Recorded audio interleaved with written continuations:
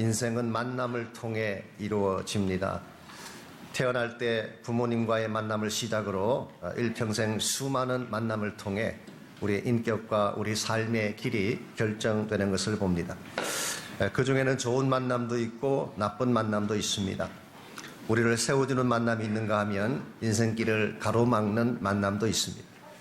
요즘은 조금 달라지긴 했습니다만은 이민 초기만 하더라도 공항에 누가 나와서 픽업하느냐에 따라서 세탁소를 할 것이냐 도나스 가게를 할 것이냐가 결정되는 그런 시절이 있었습니다. 만남이 우리에게 주는 영향이라고 할 수가 있겠죠. 이와 같이 여러 가지 차원의 다양한 만남들 가운데서 우리 삶의 방향을 결정할 가장 소중한 만남은 과연 어떤 것일까요? 오래전에 그렉 로리 목사님이 쓰신 책이 한 권 있습니다. The Upside Down Church라고 하는 책인데요. 그 책에 보게 되면 그렉 로리가 목회자가 되게 된 그 과정들이 자세하게 소개가 되어 있습니다. 여러분이 아시는 대로 그렉 로리 목사님은 현재 미국 내에서 가장 영향력 있는 설교자입니다. 하비스 크루세이드를 통해서 매년 10만 명이 넘는 자들에게 복음을 전가하고 지금까지 수백만 명을 그리스도 앞으로 초청했던 아마 현 시대의 최고 복음 설교자라고 부를 수 있습니다. 그러나 이분이 처음부터 그랬던 것은 결코 아닙니다. 이분은 크리스찬 가정에서 태어나지도 못했습니다. 그의 어머니는 알코올릭이었습니다. 방탕한 삶을 살았습니다. 남편을 7번이나 갈았습니다. 성경에 나오는 수가성 여인은 5번 갈고도 늘 우리 설교의 주제가 되는데 7번 이혼을 했습니다. 이와 같은 환경에서 성장했으니 청소년기가 어떠했겠습니까? 방황하고 학교 생활이 엉망진창이 되고 폭력과 마약 등 그가 손대지 않았던 것이 없었다고 합니다. 한마디로 잡초같이 희망 없이 살던 사람인데 이분이 복음을 듣고 코스타 메사에서 목회하시던 한 목사님을 만나면서 인생의 방향이 바뀌게 됐습니다. 그 목사님이 얼마 전 작고하신 척 스미스라고 하는 목사님이십니다. 척 스미스 목사님은 첫눈에 그렉 로리의 재능을 알아보았습니다. 그림 그리는 것과 스토리텔링에 소질이 있다는 것을 아시고 요한복음 4장의 스토리를 그림으로 그리게 했습니다. 이것을 전도지로 만들어서 발매를 했는데 지금까지 200만 부 이상이 발행된 리빙 와터라고 하는 유명한 전도지가 되었습니다. 무명의 청년, 불량 청년이 복음 증거자의 길로 들어서는 순간이었다고 표현할 수가 있습니다. 그 후에 그렉 로리는 갈보리 채플에서 철저하게 말씀 훈련을 받고 리버사이드에서 첫 목회를 시작하고 나중에는 갈보리 채플의 가장 대표적인 우리 그 말씀 사역인 Monday Night Bible Study의 주강사로 오랫동안 말씀을 전했고 현재는 매년 애나하임 구장에서 열리는 하비스 크루세이드로 수만 명들에게 복음을 전가하는 복음 전거자로 살고 있습니다.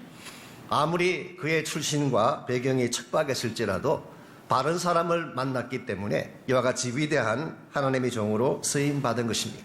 이런 측면에서 환경도 중요하고 우리가 가진 재능도 중요하지만 더 중요한 것은 나의 모든 재능을 풀리 끄집어내어서 바르게 살아갈 수 있도록 인도할 바른 사람을 만나는 것입니다. 여러분이 사람을 잘못 만나게 되면 일평생 고통 가운데 살아갈 수도 있지만 바른 대상을 만나게 되면 행복자로 풍성한 삶으로 살아갈 수가 있는 것입니다. 이런 면에서 우리 인생에서 가장 중요한 것은 만남이라고 부를 수가 있는데 이와 같은 만남 중에서도 더 절대적인 만남이 하나 되어 있습니다. 사람을 만나고 멘토를 만나는 것도 중요하지만 이것과 비교되지 않는 우리 인생의 전체 방향을 바꾸어 놓고 내 삶의 목적 자체를 송두리째 바꾸어 놓을 수 있는 또 하나의 중요한 만남이 있습니다. 그 만남이 바로 예수 그리스도와의 만남입니다. 그분은 생명의 구원자이시기 때문에 깨어지고 부서진 나의 삶을 고칠 수 있습니다. 그분은 자신이 길이요 진리가 되시기 때문에 내가 어디로 향하여 가야 될지 내 길을 인도하실 수가 있습니다. 그분은 나보다 나를 더 잘 아시는 분이기 때문에 나의 연약함도 도와주시고 나의 장점은 끄집어내 주셔서 나로 하여금 최선의 삶을 살 수 있도록 인도하시는 분입니다. 그러므로 우리가 그분을 만나야 인생이 극대화되어질 수 있습니다. 그분을 만나야 참된 가치와 의미를 발견할 수가 있고 그분을 만날 때 비로소 하나님이 예배하신 바른 목적지를 향해 나아갈 수가 있는 것입니다. 이런 면에서 오늘 아침 우리가 물어야 될 가장 중요한 질문은 나는 과연 예수 그리스도를 만났는가? 만나되 깊이 있게 진실되게 바로 만났는가를 질문해야 됩니다. 여러분과 제가 예수를 바로 만나기만 하면 여러분 삶에 변화가 일어나기 시작하고 지금까지 살아왔던 것과는 다른 차원의 파워풀한 의미가 있는 삶을 누릴 수가 있습니다. 우리가 어떻게 할 때 예수님을 바르게 만날 수가 있고 이 주님과 함께 진정한 가치를 향해 달려갈 수가 있을까요? 오늘 같이 봉독한 부분을 통해서 이것을 함께 정리해 보려고 합니다. 오늘 같이 읽은 말씀해 보시면은 나다나엘이라고 하는 사람이 예수님을 만나는 장면이 기록이 되어 있습니다.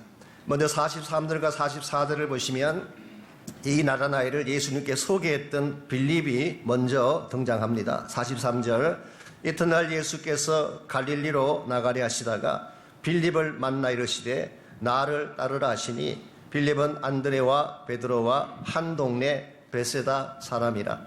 지난주에 잠깐 소개해드렸던 것처럼 예수님의 초기 제자들, 사실 요한복음에 5명의 초기 제자가 등장하는데 이 5명이 전부 갈릴리 사람이었습니다. 빌립도 마찬가지. 특별히 빌립과 안드레와 베드로는 베세다 지역 사람인데 이 빌립이 예수님을 만난 후에 같은 갈릴리 지역인 가나라고 하는 지역에 살고 있던 나다나엘을 찾아가서 예수님을 소개한 것입니다. 45절에 보시면 이렇게 소개를 합니다. 빌립이 나다나엘을 찾아 이르되 모세가 율법에 기록하였고 여러 선지자가 기록한 그 일을 우리가 만났으니, 쉽게 표현하면 메시아를 만났다 그런 뜻입니다. 율법이 기록하고 있고 수많은 예언서들이 소개했던 바로 그분, 우리가 메시아를 만났으니 요셉의 아들 나사렛 예수니라. 메시아를 만났다까지는 좋았는데 그 다음 부분이 조금 걸렸습니다. 요셉의 아들 나사렛 예수라고 소개를 했습니다. 헬라 원문을 보게 되면 이 센텐스의 마지막 단어가 나사렛입니다. 이 나사렛이라는 단어가 끝나자마자 나다나엘이 그 말을 곧받아서 되묻습니다. 나사렛에서 무슨 선한 것이 날 수가 있겠느냐? 이것은 다분히 편파적이고 잘못된 선입관에서 나온 것입니다. 그 당시 유대인들은 나사렛을 작고 천박한 동네로 인정했습니다. 대다수의 유대인들에 의하면 나사렛은 이방 땅에 속한 지역이고 더구나 창기들이 모여 사는 곳이라는 인식이 퍼져 있었습니다. 실제로 그랬는지 안 했는지는 확실치가 않습니다. 그러나 그들의 인식 가운데에 이와 같은 것이 있었기 때문에 나사렛에서 메시아가 나온다는 것은 상상조차 할 수 없는 일이었습니다. 더구나 나다나엘은 율법을 공부한 사람인데 예컨대 율법의 구약 성경의 미가서 5장 2절 말씀 같은 데 보게 되면 메시아가 유대 땅 베들레헴에서 나시는 것으로 기록이 되어 있습니다. 그러나 나다나엘이 사실을 몰랐어요. 어떻게 나사렛에서 메시아가 등장할 수가 있는가? 우리는 이미 알고 있습니다. 예수님께서 자라나신 고향은 나사렛이 맞습니다. 예수님의 부모님이 마리아와 요셉이 나사렛 출신이기 때문에 그들이 그 가족이 살았던 곳, 그래서 예수님이 성장하신 곳은 나사렛이 맞습니다. 그러나 예수님이 태어나신 곳은 그곳이 아니었어요. 가이사 구스두의 명을 따라서 인구조사 때문에 베들레헴으로 내려갔다가 아기를 낳지 않습니까? maybe 나다나엘은 여기까지는 확인을 못한 것 같습니다. 이와 같이 확인도 되지 아니한 상식, 그리고 많은 사람들이 이야기하는 선입관에 근거해서 예수님을 나사렛에서 나올 수 없다고 결론을 지은 것입니다. 오늘날도 이와 같은 경향이 있습니다. 사람을 평가할 때에 그 인간됨과 본질을 보고 평가를 해야 되는데 우리는 외형을 보고 평가할 때가 참 많습니다. 학벌을 보고 출신 지역을 보고 가문을 보고 이와 같이 외적인 배경에 중심을 맞추다 보니까 진짜를 알아보지 못하는 이와 같은 케이스가 많지 않습니까? 오늘 본문에 나오는 예수님은 이와 같이 겉으로는 예수님을 리젝트하는, 나사렛에는 선한 것이 나올 수 없다고 말하고 있는 이 나다나엘을 예수님은 만나 주십니다. 그리고 이 나다나엘을 그의 제자로 불러주셨어요. 그것도 예수님이 부르신 제자 가운데 첫 5명 중에 한 명으로 불러주셔서 앞으로 예수님의 제자로 사도로 살게 하셨습니다. 어떤 분들은 질문합니다. 예수님의 12 제자의 리스트를 보았더니 나다나엘의 이름이 없는데요. 실제로 공관복음서를 보게 되면 마태, 마가, 누가복음서에 예수님 12 제자에 대한 리스트가 다 나옵니다. 거기 보게 되면 나다나엘은 등장하지 않습니다. 그 대신에 빌립이 나오면 항상 빌립 바로 뒤에 등장하는 인물이 있어요. 바돌로메라고 하는 이름이 빌립 바로 뒤에 등장합니다.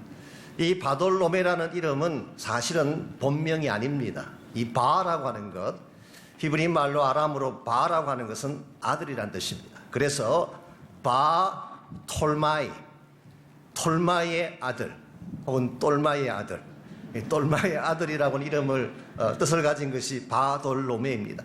자기 아버지 이름이 똘마이였고 그 아들이란 그런 뜻이에요.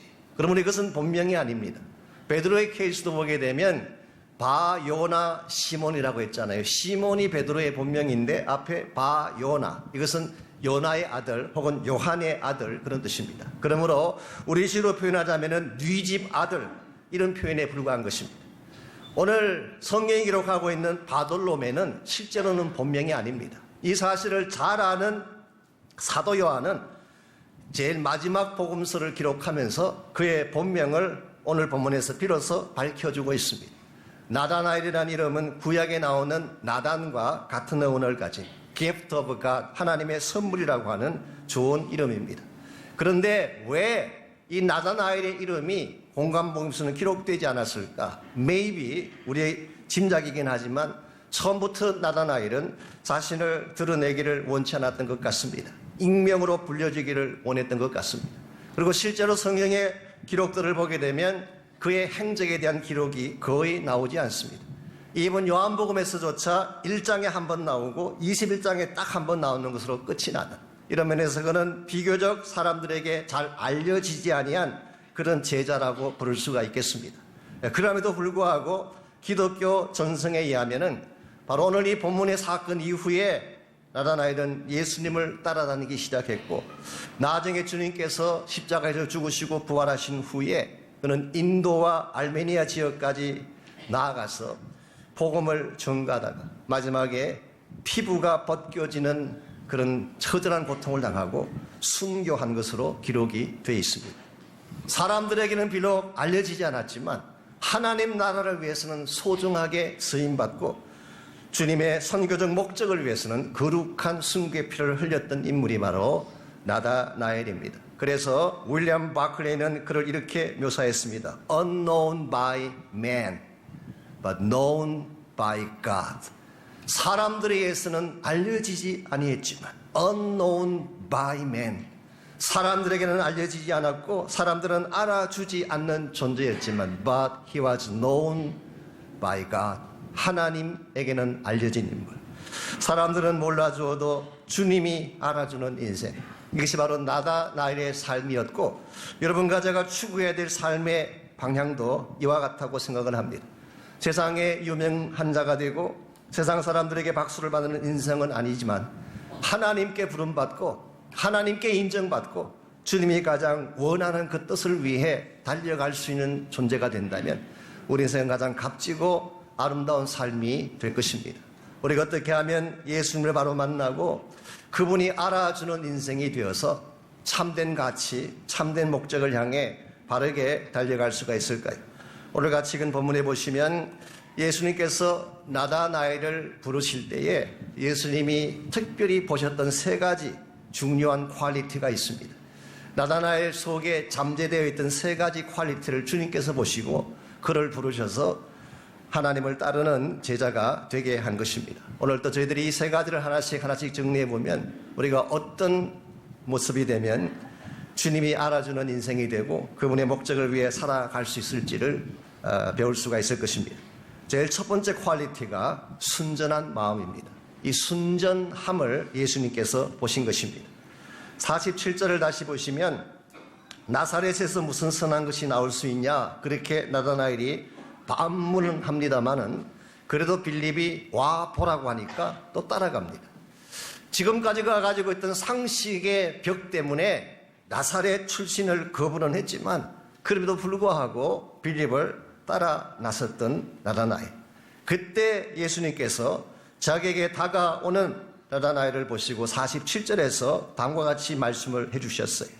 예수께서 나다나엘이 자기에게 오는 것을 보시고 그를 가리켜 이르시되 보라, 이는 참으로 이스라엘 사람이라 그 속에 간사한 것이 없도다.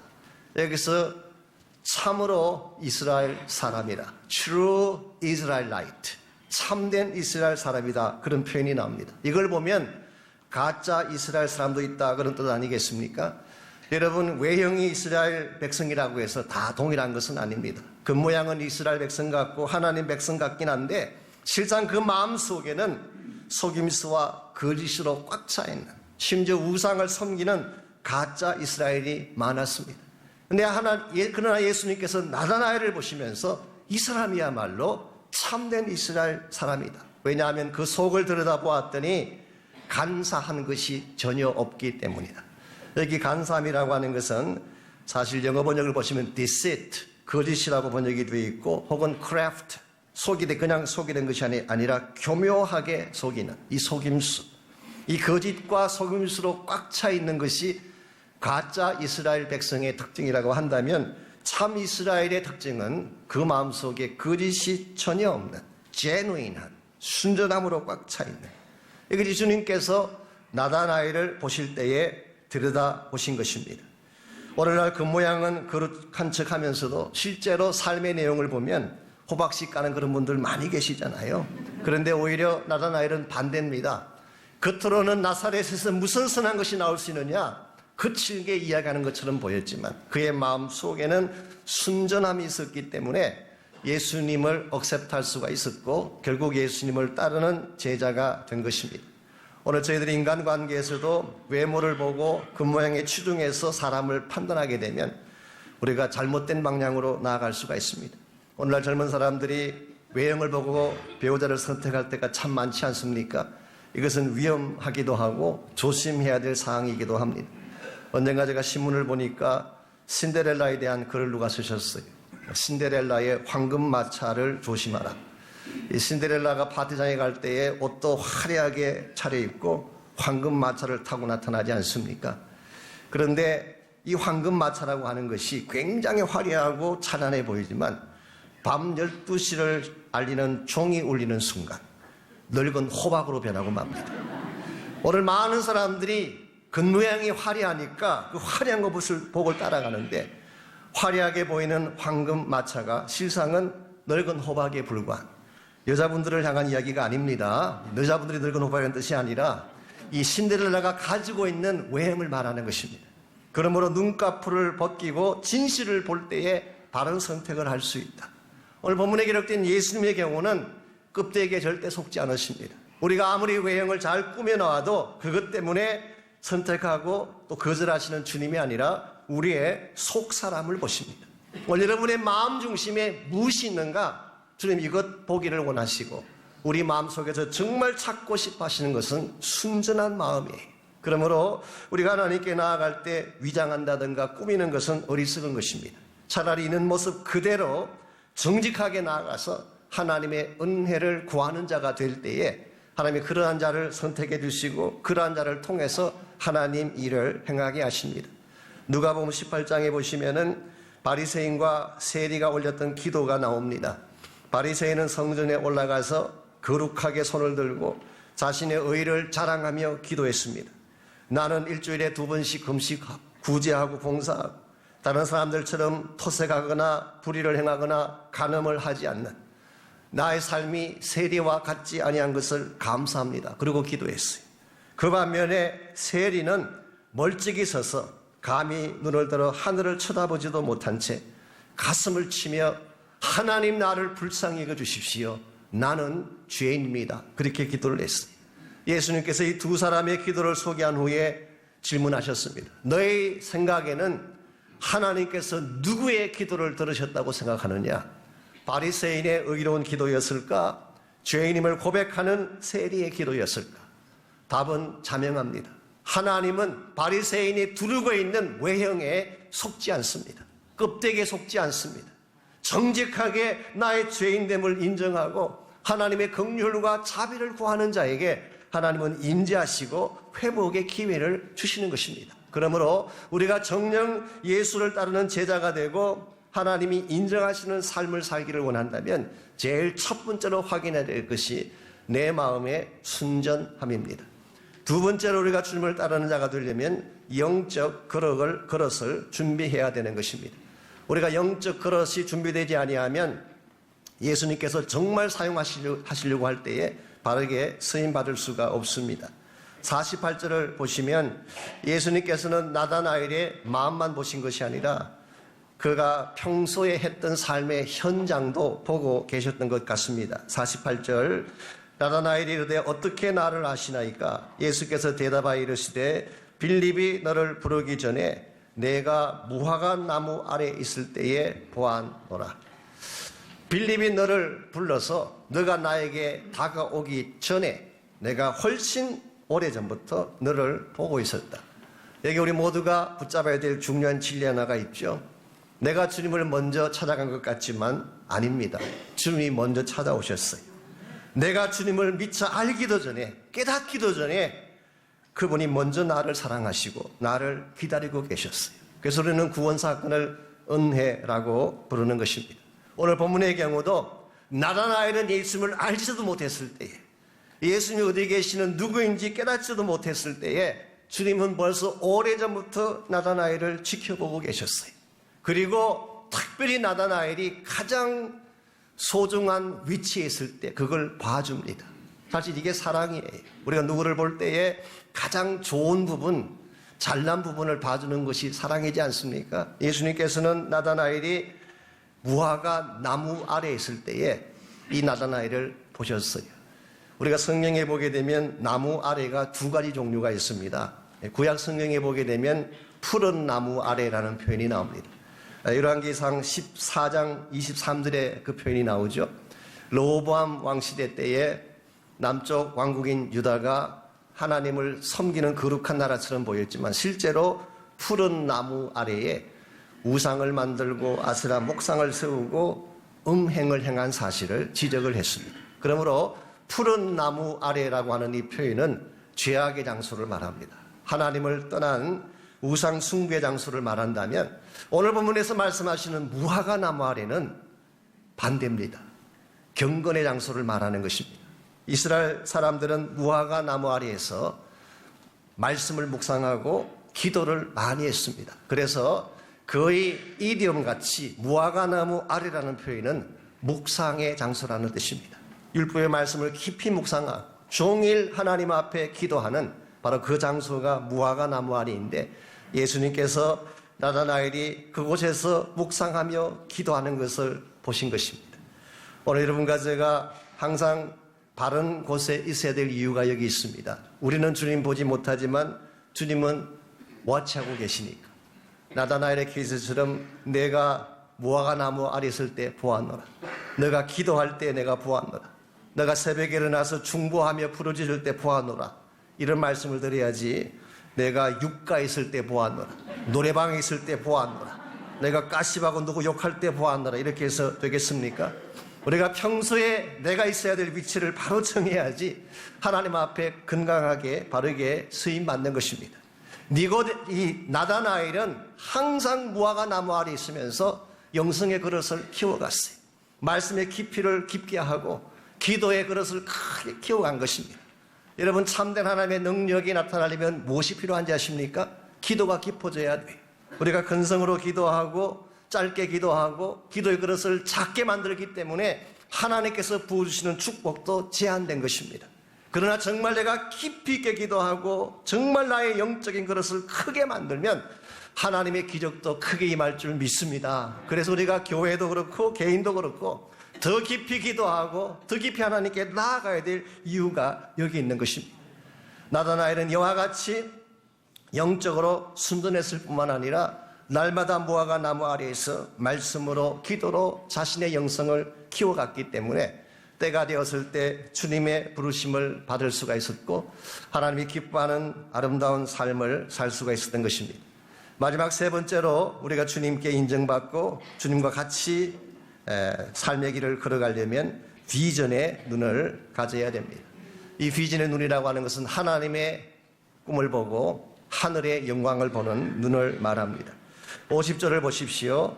예수께서 대답하여 이르시되 내가 너를 무화과 나무 아래에서 보았다 함으로 믿느냐? 이보다 더 큰 일을 보리라.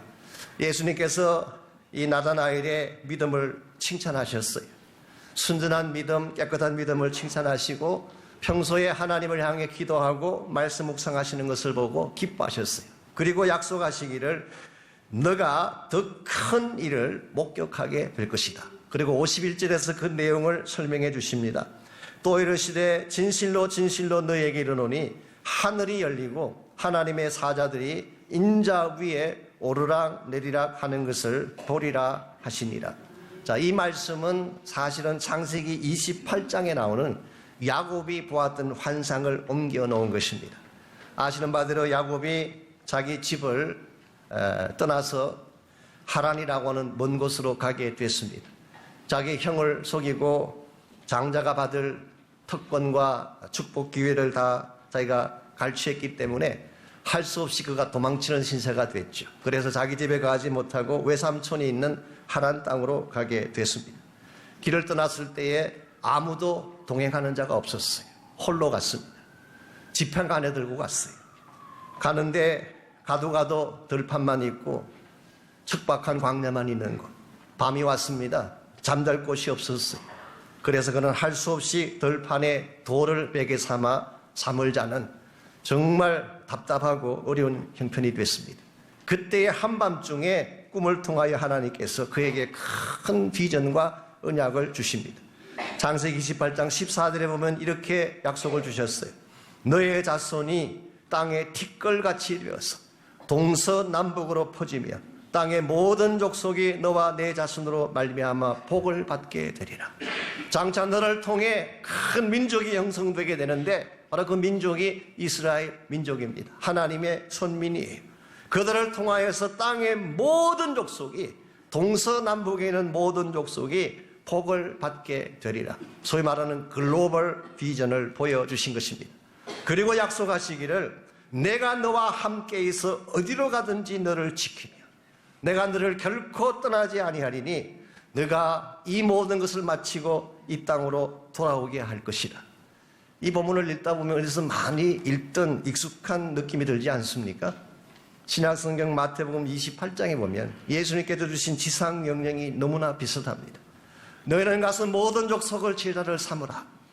주님께서는 여러분과 저에게 사명을 주셨어요.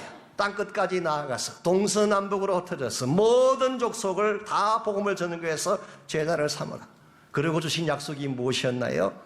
볼지어다 내가 세상 끝날까지 너희와 항상 함께 있으리라. 창세기에서 이미 하나님은 야곱을 통해서 이 비전을 주셨고 이 비전을 나중에 예수님께서 실제적으로 성취시켜 주신 것입니다.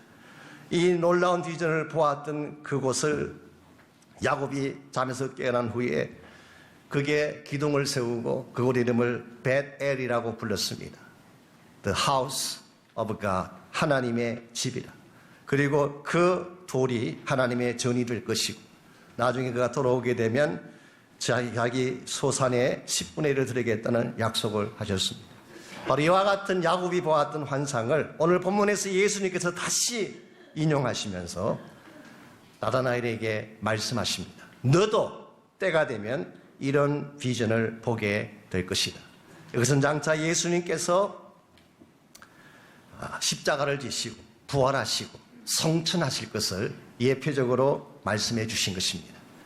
정말 야곱이 하늘이 열리고 하늘에서 사다리가 내려와서 사다리로 인자가 오르락내리락 하는 것을 본 것처럼 예수님의 십자가 사건을 통해서 하늘 사다리가 이 땅에 내려오고 그것을 통해서 우리 모두가 구원의 길이 열리게 되고 부활과 성천과 다시 오심의 큰 영광의 사건을 함축적으로 보여주신 것입니다. 여러분과 제가 이것을 보는 눈이 열려야 됩니다. 하늘이 열리는 시각을 가져야지 여러분 인생의 방향을 바르게 정할 수가 있어요. 하나님께 부름받았던 수많은 주의 종들은 이 하늘의 열림을 목격했던 사람들입니다. 에스겔의 케이스를 보십시오. 민족 역사의 한밤중에 정말 바벨론의 포로로 끌려가서 희망이 전무했던 그 시절에 에스겔은 하늘이 열리는 것을 보고 하나님의 권능과 영광이 임하는 것을 보았어요. 스가라도 이것을 보았습니다.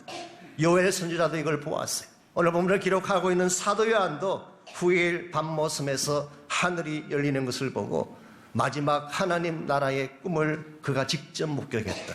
오늘 여러분과 저의 눈도 열려져서 이 비전을 볼 수 있어야 됩니다. 오늘 많은 사람들이 그리스도인으로 삶을 살아가고 있지만 이 땅만 보고 사는 자들이 너무 많습니다. 이 땅에 있는 것이 전부인 줄 알고 이것 움켜잡으려고 이것 놓으면 죽는 줄 알고 그래서 이 땅에서 성공을 쌓아가고 물질을 쌓아가고 나의 영광을 쌓아가지만 이 땅에 있는 것 중에 영원한 것은 아무것도 없습니다. 오늘이라도 주님 부르시면 다 놓고 가야 하는 것이 이 땅의 영광입니다. 우리가 정말 사모해야 될 비전이 있다면 하늘나라의 꿈입니다. 이걸 여러분이 바로 보시고 그날의 영광을 향해 달려가는 인생이 돼야지 한 번을 살아도 값지게 살아갈 수가 있고 여러분 가진 인생의 그 소중한 탤런트와 재물들 바르게 사용할 수가 있습니다. 오래전에 저는 그 웨크라고 하는 단체가 있죠. 영국이 나온 유명한 선교단체 World Evangelization for Christ라고 하는 그 선교단체에 대한 스토리를 읽고 참 도전을 받았던 기억이 있습니다.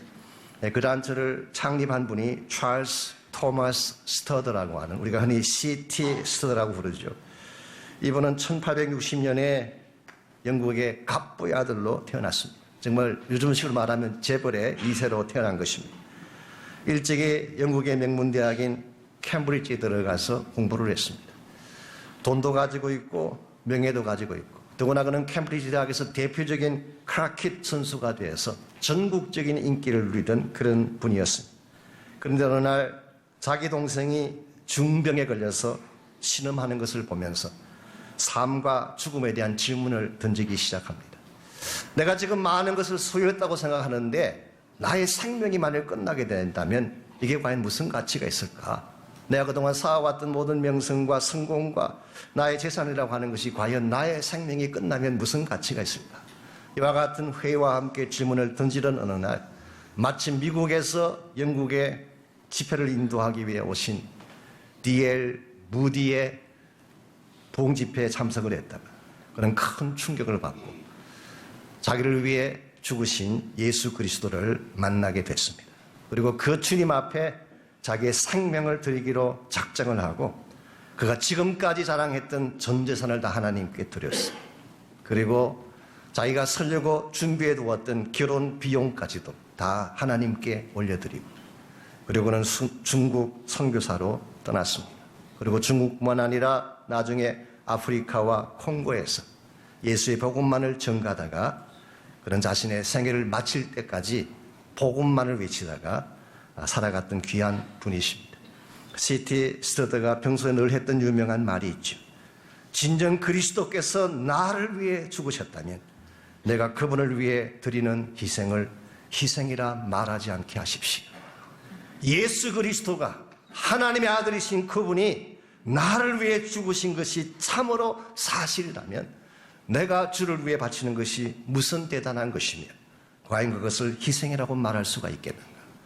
C.T. 스터드는 하늘을 보았어요. 이 땅에 그의 소망을 두지 않았습니다. 내가 이 땅에 살면서 얼마나 잘 먹을 것인가 잘 살 것인가에 관심 갖지 않고 언젠가 주님 앞에 서는 날 주 앞에 잘했다 칭찬받을 수 있는 그날의 영광 그날의 비전을 바라보고 하나님의 부르심을 향해 달려갔기 때문에 오늘까지도 그분의 영향으로 수많은 선교사들이 웨크를 통해서 복음전구 사역을 하고 있고 오늘날도 하나님의 나라 비전이 중단되지 아니하고 계속적으로 지속적으로 이어져 가는 것을 보게 됩니다. 저는 여러분 한 분 한 분이 이와 같은 비전을 볼 수 있기를 바랍니다. 얼마나 더 잘 먹을 것인가 더 잘 살 것인가에 관심을 갖기보다 하늘을 바라보시기 바랍니다.